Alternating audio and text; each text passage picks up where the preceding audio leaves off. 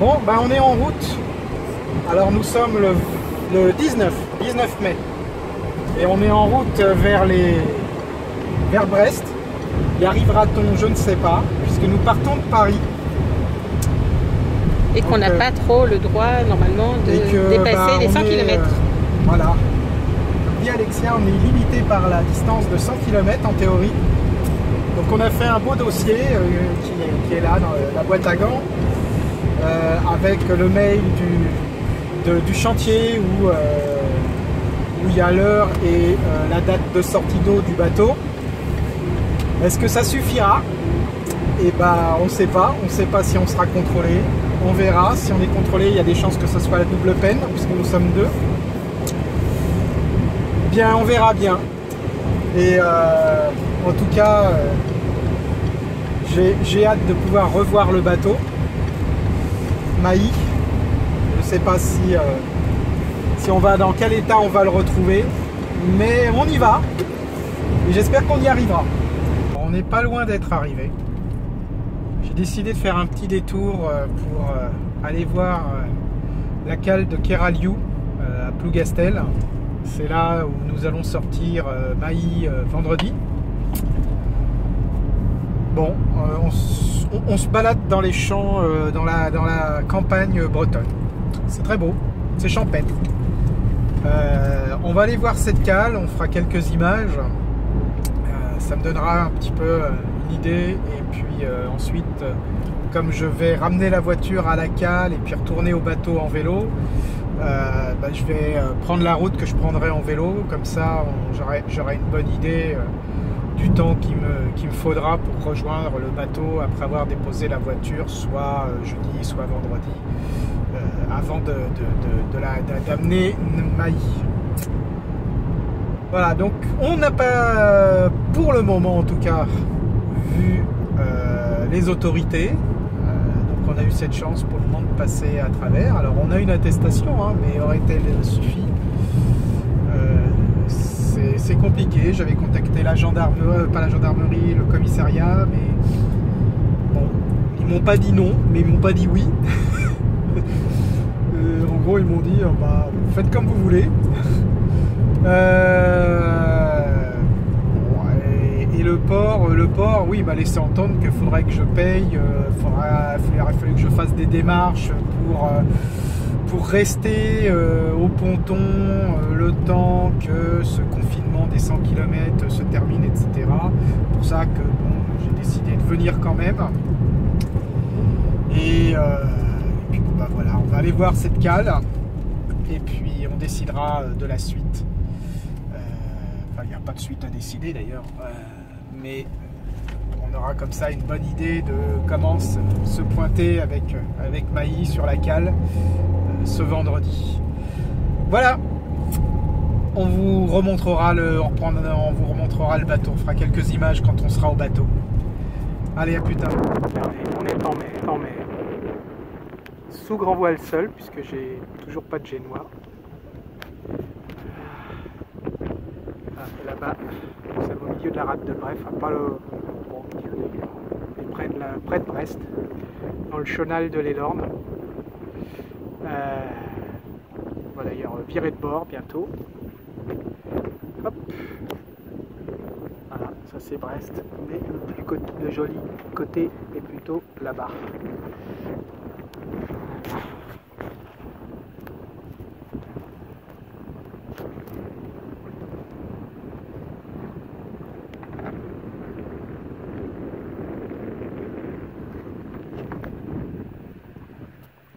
Et demain, on doit aller là-bas. Là où il y a le pont. Là, on voit un peu flou. Bon, il va falloir virer de bord. Et ben, la plaisance, c'est le pied.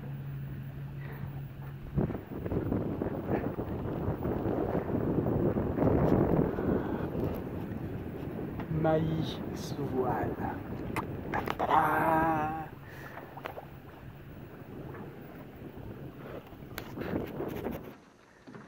Alors on est en train de on va aller faire un petit tour. Donc j'ai quelque chose à vous dire. C'est qu'on a tout filmé hier, de notre première sortie en bateau. À part que comme un couillon, j'avais tout laissé en time-lapse, c'est-à-dire en accéléré. Donc c'est super, j'ai des vidéos qui durent à peu près 2 secondes. Ben bon, c'est dommage. J'ai quand même une petite vidéo faite sur le téléphone et non pas sur la petite caméra. Et ben on fera avec comme premier souvenir. Demain on filmera puisqu'on doit emmener le bateau. Aujourd'hui il y a beaucoup de monde sorti. Qui s'est sorti en bateau et du coup on n'a pas voulu y aller. On va aller faire un petit tour sur le ponton et puis on va voir ce que ça donne. Ils ont grandi, oui, bien sûr. Voilà. On vous dira. Et je pense qu'il y a beaucoup de monde dehors aujourd'hui. Hein. D'où effectivement le masque. Vous voyez, ça c'est le monde d'après. Je suis pas sûr que le monde d'après soit mieux que le monde d'avant. Côté convivialité, c'est pas génial. Alors ici, pratiquement personne porte des masques, hein, je vois, mais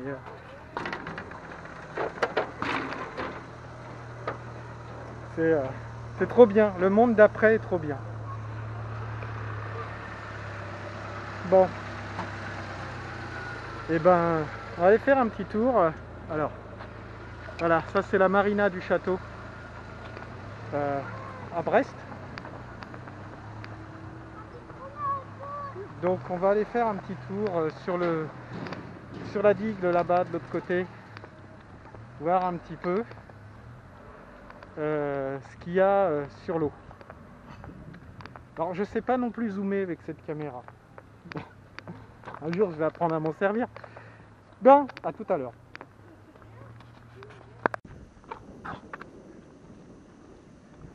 La marina du château, vue sous un autre angle. C'est grand, hein. Alors c'est un port a priori 24/24. J'ai pas trop vérifié. J'avoue que je connais pas encore bien le coin.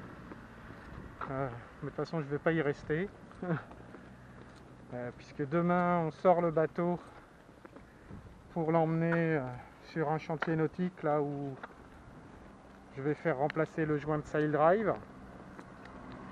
Et il va y rester, là nous sommes le 21 mai, il va y rester jusqu'à début août. Donc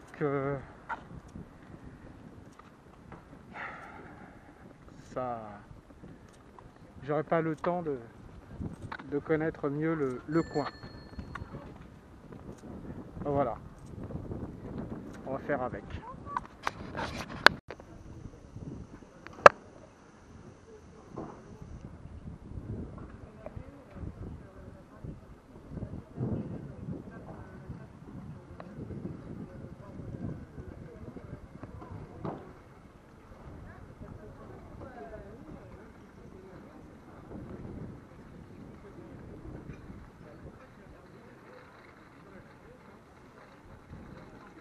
Bon, alors si vous voulez aller embarquer pour la recouvrance, voilà, vous avez le numéro, hein. Journée en mer, croisière événement, ça a l'air d'être un joli bateau. Bon. Alors en Charente, nous on a l'air mignonne, c'est mieux. On bat un peu les Bretons. Ouais, soyez pas jaloux les Bretons. Vous avez des beaux bateaux aussi. C'est très beau ce bateau.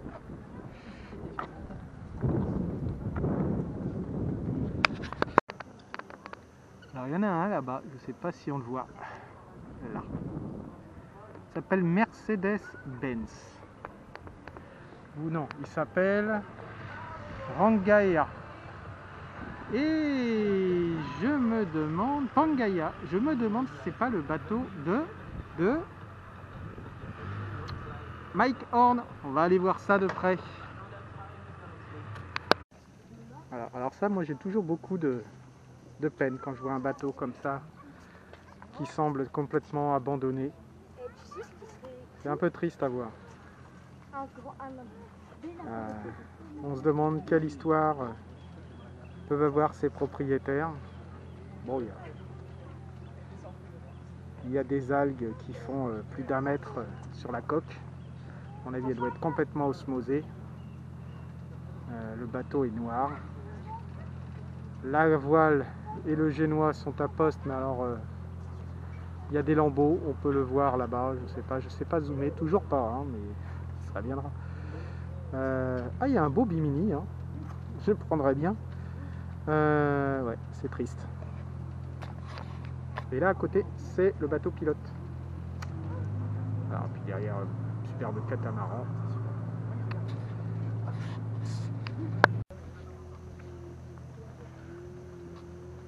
Voilà, Pangaea.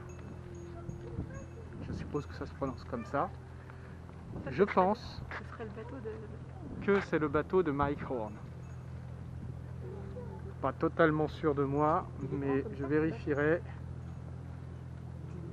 360 pôle to pôle, ça ressemble quand même à du Mike Horn. Alors, il est un petit peu plus grand que Maï. J'avais vu le voilier Tara, j'avais fait un petit bout de route il y a quelques années quand j'ai acheté Néré. On avait fait route avec le voilier Taha, puisque c'était les fêtes du Golfe là-bas à l'époque en 2015, et j'avais fait route un petit peu à même pas un demi-mille, à 200 mètres à peu près du voilier Tara. Celui-là, il est pas mal non plus, hein. Celui-là, il est vraiment pas mal non plus.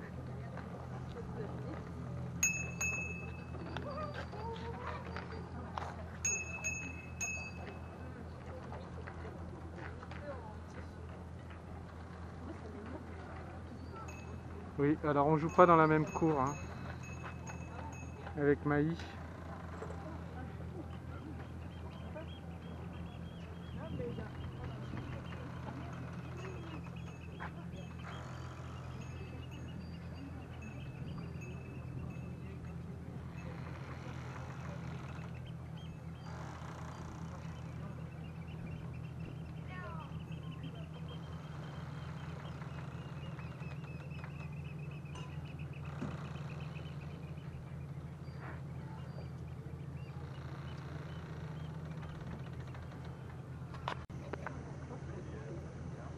Donc c'est bien le bateau de Mike Horn.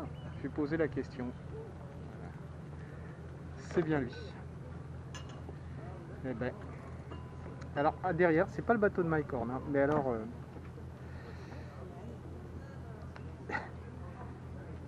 il est beau aussi. Il est pas aussi gros, mais il est beau aussi. Donc 3 barres de flèche, merveilleux.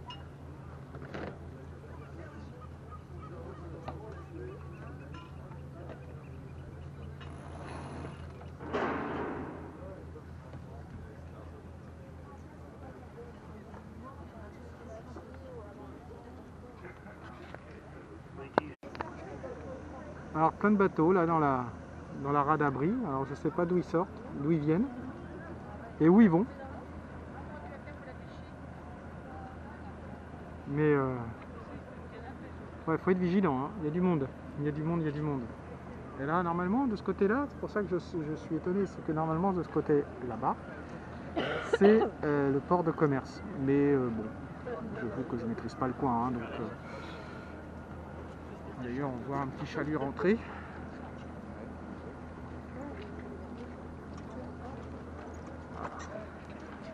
Donc,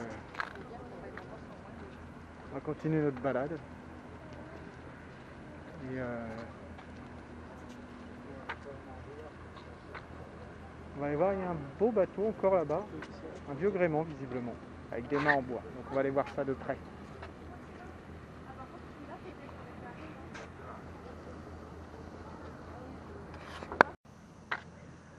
Alors voilà, un autre beau bateau. C'est le fameux bateau La Recouvrance, dont il a été fait publicité un petit peu plus haut dans notre visite, un petit peu avant là. C'est un beau bateau quand même, hein. C'est pas l'Hermione, mais c'est un beau bateau quand même. J'aimerais bien voguer un petit peu dessus pour me rendre compte comment on marche. J'ai jamais été non plus sur l'Hermione au passage, hein.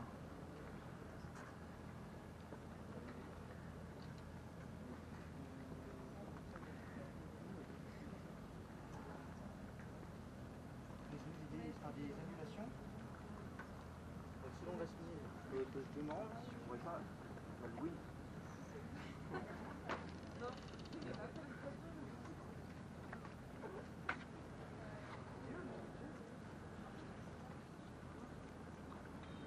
Vous avez vu, le mât est incliné à l'arrière. Le mât est incliné, les deux mâts sont inclinés.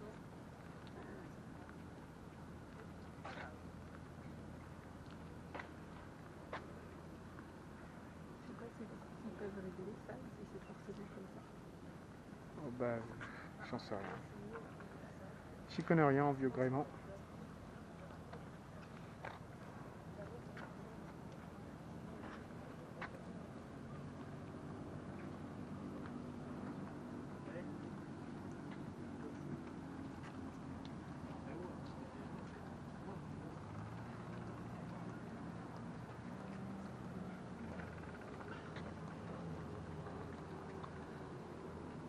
Enfin, le moindre truc là-dessus doit valoir une fortune.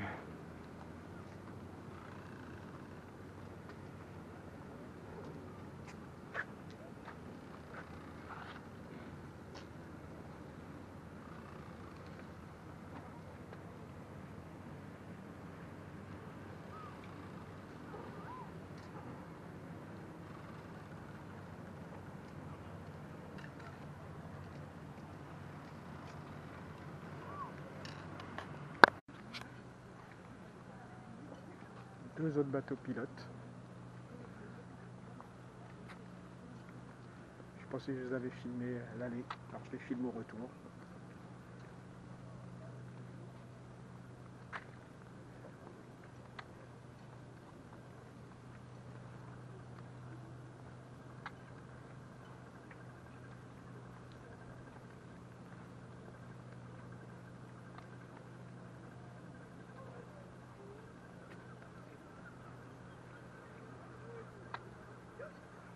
Alors, le bateau de Mike Horn, il fait tâche quand même. Il est gros. Il est plus gros que les plus gros. Je pense que c'est le plus gros du port. Voilà, même avec les katas, je pense que il gagne.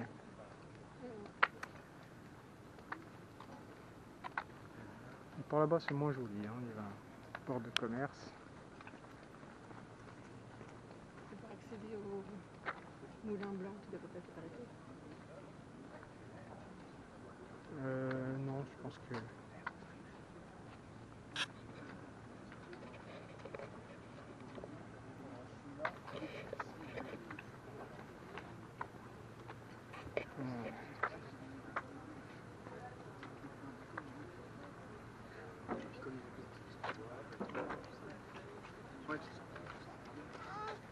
C'est un petit pied qu'il me faudrait... Ah bah il repart.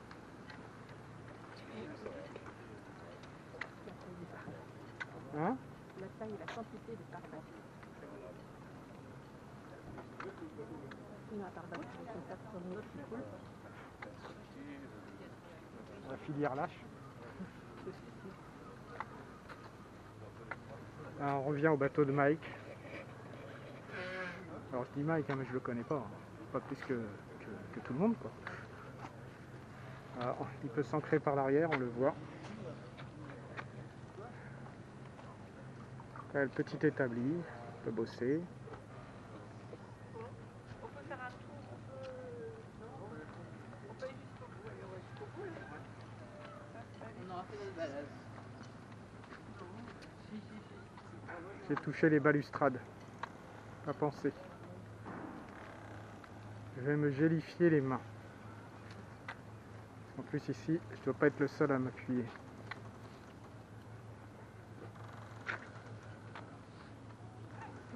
Tu nettoies tes mains et tes bras. C'est ma cam. Du coup.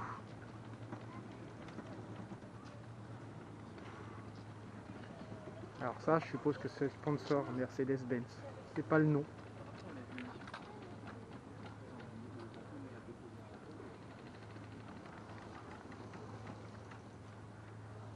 Les Génois sont un petit peu... Les enrouleurs sont un petit peu électriques, on va dire.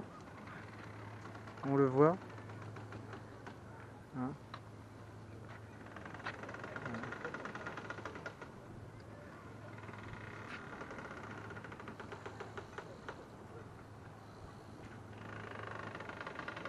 C'est énorme.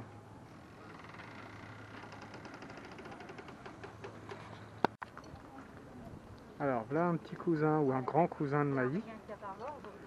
Un Bavaria, je ne sais pas quelle taille, mais bien 40 à mon avis, 38 ou 40. Assez grand. Compromise, qu'il s'appelle. Sailing SV Compromise. Oh, mais je me demande s'ils n'ont pas une chaîne. Hein, Alexia? Je le connais, ce bateau aussi. Et ils ont une chaîne YouTube. J'ai déjà regardé quelques-unes de leurs vidéos. Ouais. Ça ressemblait à un truc que j'ai déjà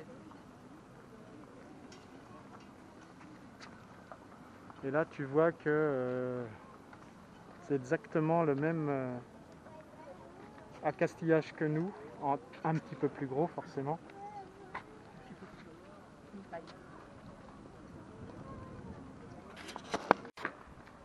Alors voilà quelques portraits de navigateurs en rapport avec Brest. Donc ici on a Jean-François Gallo de la Pérouse de 1741-1788, voilà, qui a fait une expédition autour du monde à la demande de Louis XVI. Ensuite nous avons Bougainville. Louis-Antoine de Bougainville de 1729 à 1811, il a été capitaine de frégate, toujours à la demande de Louis XVI. Il entretient lui aussi un tour du monde, il fait aussi lui un tour du monde. Voilà, Bougainville. Maintenant on se rapproche dans le temps avec Paul-Émile Victor, qu'on ne présente plus, mais qui a fait quelques aventures vers les pôles. Philippe Monet, là on est dans les navigateurs sportifs. Voilà.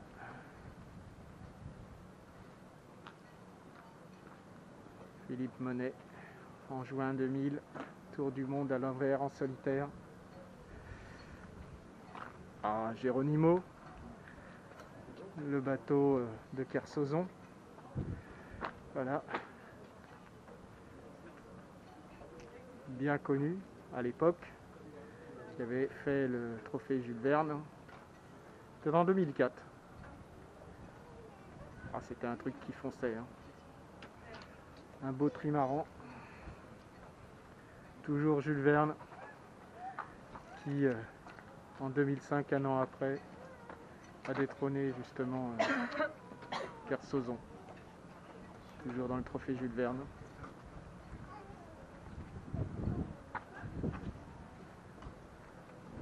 Francis Joyot, le record du monde, du tour du monde en multicoque et en solitaire. Des grands tout ça, des grands. Il n'y a pas si longtemps sur Sodebo, c'était Thomas Coville. En 2009, voilà.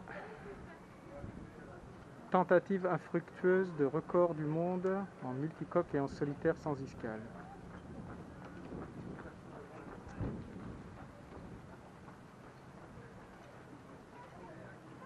Il a eu le record à cette époque-là, en 2008, de la traversée de l'Atlantique en multicoque. Et en solitaire en 5 jours, 19h29 minutes. Alors, on ne sait pas qui c'était là. Là, on ne sait pas. Et puis enfin, le dernier, Franck Camas. Voilà, trophée Jules Verne. C'était en 2010. Alors, il y en a sans doute d'autres, hein, parce que... Voilà, trophée Jules Verne. Loïc Perron et son équipage. Et ça continue.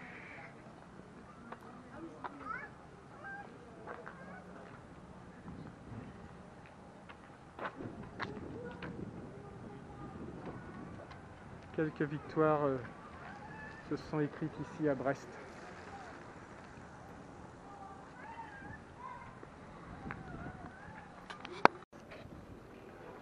Voilà. Un autre Bavaria 32 avec une grand voile sur enrouleur, celui-ci. Sinon c'est le frère de Maï.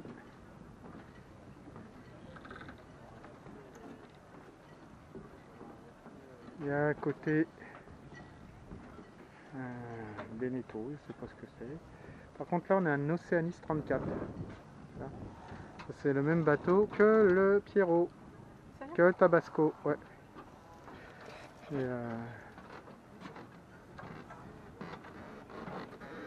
Et tu vois, il a. Moi, ce que j'aime beaucoup sur ce bateau, c'est l'arrière, qui est très large.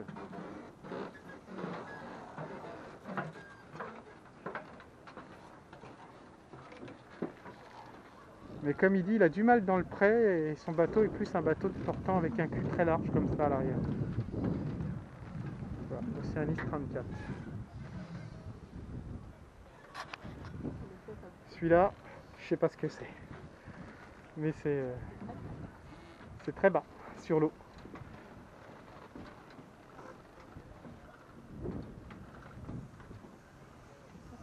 Celui qu'on n'a jamais vu. Dufour 32. Celui qu'on n'a jamais été visité. Si, justement, on l'a visité celui-là. Ah, non, pas non, on Dufour, l'a non. pas visité, on en a visité un au 1000 sabords. Oui, parce que je me souviens plus. Si, c'était celui à 39 000 qu'on avait dit que tiens, c'est le seul bateau qui pourrait nous convenir. C'était un Dufour 32. Et celui-là, il est à barre franche. Pas joli.